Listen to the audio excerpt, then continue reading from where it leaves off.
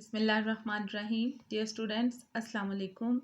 जी बेटा, हमने उमर बिन अब्दुल अज़ीज़ का पहला लेसन पीछे पढ़ा था।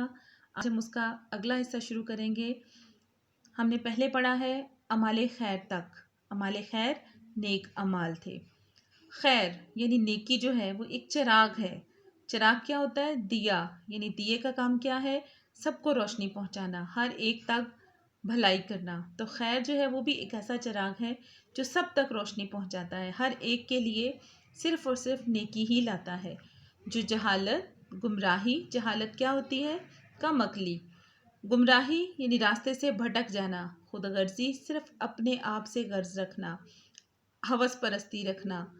जुल्म और हवस परस्ती, हवस क्या है कि लालच, अपने लिए ज़्यादा से ज़्यादा की ख्वाहिश जो है उसके अंधेरों से हदायत, सलामती, सुख और मोहब्बत की रोशनी फैलाने की ज़मानत है। ज़मानत मतलब वो ज़िम्मेदारी लेती है। खैर जो है वो क्या करती है? इंसान से जहालत को, गुमराही को, खुदगर्जी, जुल्म, हवस, इन तमाम चीज़ों को दूर करती है और सिर्फ सुख, सलामती और मोहब्बत फैलाने की ज़ामिन बनती है। उमर बिन अब्दुल अज़ीज़ भी खैर की यानी नेकी की एक ऐसी ही नुमाइंदा और रोशनी के ऐसे ही चिराग थे। नुमाइंदा कौन होता है बेटा? जो सब की तरफ से एक अलम बरदार होता है, और रोशनी का चिराग मतलब रोशनी की ऐसे रोशनी के दिए थे जिससे तमाम लोगों ने फैज़ उठाया। हज़ूर अकरम सल्लल्लाहु अलैहि वसल्लम के बाद हज़रत अबू बकर सिद्दीक़, उमर फ़ारूक, उस्मान गनी और अली रज़ी अल्लाह तआला अन्हा यके बाद दीगर मतलब एक के बाद एक मुसलमानों के खलीफा मुंतखब हुए यानी चुने गए। इन चारों खुलफा का दौर मतलब जैसे जैसे ये खलीफा बने, इनके दौर में अहद रसालत के बाद, नबी अकरम सल्लल्लाहु अलैहि वसल्लम के बाद अमन, सलामती, अदलो इंसाफ और इस्लामी अहकामात के नफाज यानी नाफिज करने का बेहतरीन दौर है। कौन सा दौर?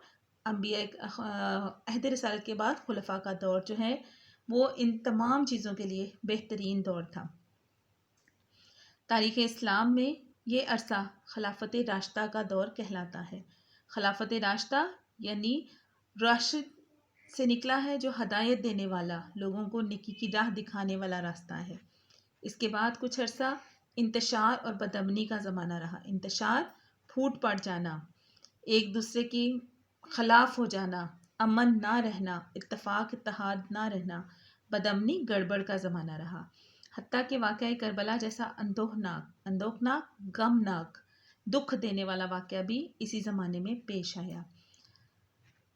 ताहम इस्लाम को फिर एक ऐसा मुत्तकी परहेज़गार, अल्लाह से डरने वाला इंसान खुलफ़ाए राशिद के तौर पर, खलीफा राशिद यानी हदायत याफ्ता खलीफा के तौर पर मैसर आया, मिला, कि जिसने खिलाफत राशिदा के दौर की याद ताज़ा कर दी। यानी वो खलीफा जिसने दोबारा से खिलाफत राशिदा के जो ज़माना था उसको दोहरा दिया।